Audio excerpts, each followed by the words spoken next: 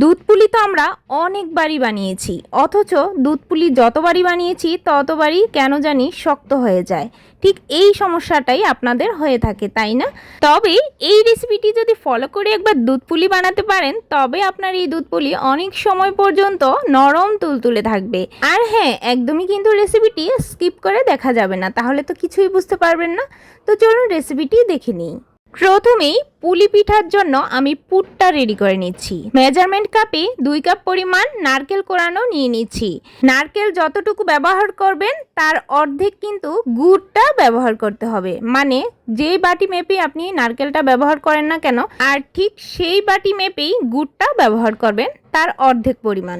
এখন এই গুড় আর নারকেলটাকে একটু ভালো করে মেখে একটা সাইডে রেস্টে রেখে দিচ্ছি। পুলি পিঠার পুরটা রেস্ট হতে হতে এখন চলুন পুলি পিঠার জন্য ডোটা তৈরি করে নিচ্ছি। তার জন্য একটা কড়াইয়ে দিয়ে দিচ্ছি মেজারমেন্ট কাপে 3 কাপ পরিমাণে জল। তো এখানে আপনি যে কোনো পাত্র মেপেই এই জলটা ব্যবহার করতে পারবেন। তো প্রথমেই এই জলের সাথে হাফ চামচের মতো একটু লবণ ব্যবহার করছি। লবণটা দিলে কিন্তু টেস্টটা ভালো আসবে, তাই অবশ্যই লবণটা দিবেন, তবে বুঝে দিতে হবে, খুব বেশি যেন না হয়। এখন যখন একটা বলক চলে আসবে, ঠিক সেই মুহূর্তে এর মধ্যে আমি সিদ্ধ চালের গুঁড়ো দিয়ে দিচ্ছি। মানে এই চালের গুঁড়োটা কিন্তু শুকনো, একদমই শুকনো, কিনা চালের গুঁড়ো। আপনি চাইলে ঘরেও শুকনো চালের গুঁড়োটাই ব্যবহার করতে পারেন। আর এখানে কিন্তু আতপ চাল ব্যবহার করা যাবে না, অবশ্যই সিদ্ধ চালের গুঁড়োটাই ব্যবহার করতে হবে। এখন কথা হচ্ছে কতটুকু জলের সাথে কতটুকু চালের গুঁড়ো লাগবে এই ডোটা তৈরি করতে, সেটা আপনি কিভাবে বুঝবেন? ধরুন আপনি 3 বাটি পরিমাণে জল ব্যবহার করেছেন, তাহলে সেক্ষেত্রে আপনার 2 বাটি পরিমাণে চালের গুঁড়ো লাগবে।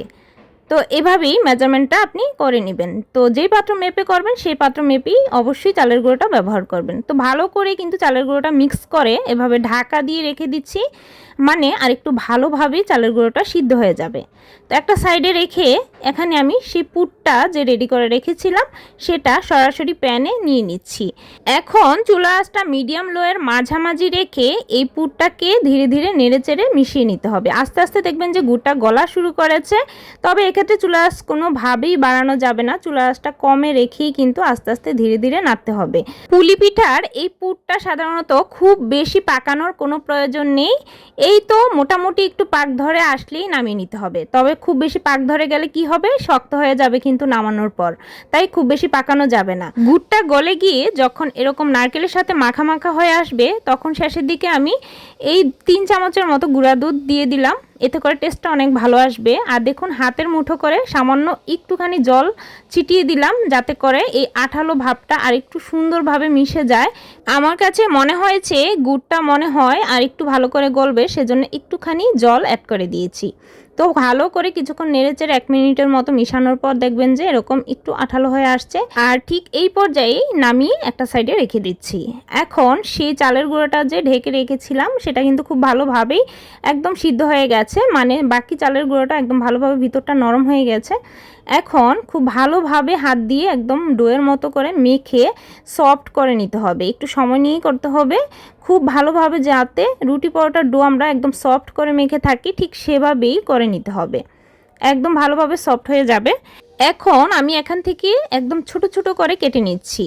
তো আপনি পুলি পিঠার সাইজগুলো যেরকম রাখতে চান, ছোট বড় মাঝারি যেরকম রাখতে চান ওইভাবেই কেটে নেবেন। আর অবশ্যই হাতে একটু চালের গুঁড়ো নিয়ে তবেই এই শেপগুলো করবেন, না হলে আর হাতে লেগে যাবে না। তো আমি কিন্তু সেই কাজটাই করেছি। দেখুন প্রথমে কিন্তু খুব ভালোভাবে গোল শেপ করে নিলাম, তারপর এভাবে 2 হাতের আঙুলের ডগায় নিয়ে এভাবে বাটির মতো করে চারদিকটাকে ছড়িয়ে নিচ্ছি। আর দেখুন ঠিক এইভাবেই শেপটা করে নিলাম, বাটির মতো করে মাঝখানটা হবে।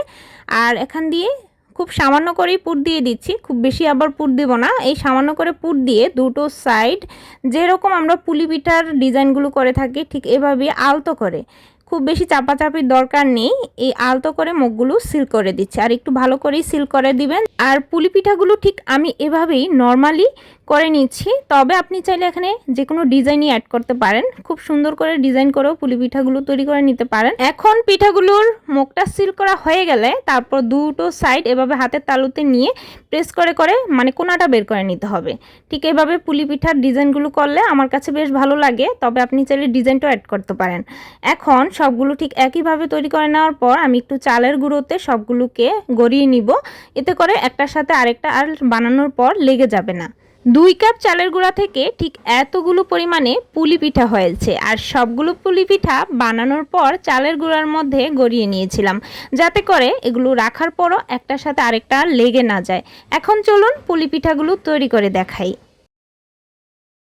একটা পাত্রে নিয়ে নিচ্ছি 1.5 লিটার পরিমাণে দুধ পুলি বানানোর জন্য দুধের পরিমাণটা একটু বাড়িয়ে দিবেন, এতে করে দুধ পুলিগুলো খুব ভালোভাবে সিদ্ধ হয়ে দুধটাও ঘন হয়ে আসবে আর খেতেও কিন্তু দারুণ টেস্টি হয়। তো এভাবেই আমি মেজারমেন্টটা করে নিয়েছি। এখানে 1.5 লিটার পরিমাণ দুধ ব্যবহার করেছি আর তারপর এর সাথে চিনি অ্যাড করে দিচ্ছি।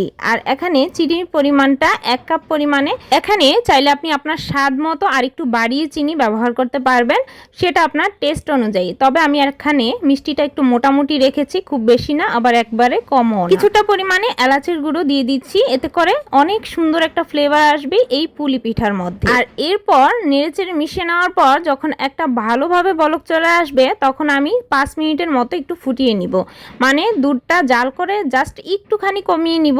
তারপর এই যে বলক উঠছে মাঝ বরাবর, সেই মাঝ বরাবরই সবগুলো পুলি পিঠা ছেড়ে দিব। আর এভাবে আলতো করে সবগুলো ছেড়ে দেওয়ার পর সাথে সাথে কিন্তু নাড়া যাবে না, কিছুক্ষণ অপেক্ষা করতে হবে। প্রায় 2 মিনিটের মতো অপেক্ষা করে জাস্ট আলতো করে এভাবে একটু হালকা করে নেড়ে দুলিয়ে দিতে হবে। এপাশ ওপাশ করে দুলিয়ে দেওয়ার পর সবগুলো সাইডে যাতে খুব সুন্দরভাবে সিদ্ধ হয়। চুলার আঁচটা মিডিয়ামে রেখে 30 মিনিটের মতো এভাবে পুলি পিঠাগুলোকে রান্না করে নিয়েছি। আর মাঝে মাঝে একটুখানি নেড়ে চেড়ে দিয়েছি, তবে খুব হালকাভাবে নাড়তে হবে, না হলে কিন্তু কেটে যাওয়ার একটা ভয় থাকে। এখন একটা পিঠা নামিয়ে চামচ দিয়ে যদি খুব সহজে দেখেন যে কেটে নেওয়া যাচ্ছে, তাহলে বুঝবেন পিঠাগুলো খুব সুন্দরভাবে সিদ্ধ হয়ে গেছে। খুব বেশি ঘন হওয়ার আগেই চুলাটা অফ করে 1 ঘন্টার মতো রেখে দিব, যেহেতু শীতের সময় তাই খুব সহজেই দুধটা টেনে নিবে। আর টেনে নিয়ে খুব রসে একদম রসালো হয়ে থাকবে। তো এই তো নামিয়ে নিলাম, আর দেখুন খুব সহজে কেটে নেওয়া যাচ্ছে। এত মজা হয়েছিল, আপনি না করলে বিশ্বাসই করতে পারবেন না। আর এইভাবে দেখলে তো আপনি কখনোই বুঝতে পারবেন না যে পিঠাগুলো কতটা সফট হয়েছিল আর মজা হয়েছিল। অবশ্যই ট্রাই করে দেখতে হবে। যদি রেসিপি আপনার ভালো লাগে বা কাজে আসে, অবশ্যই শেয়ার করার জন্য অনুরোধ রইল। আজকের মতো এই পর্যন্তই। সবাই সুস্থ থাকবেন, ভালো থাকবেন।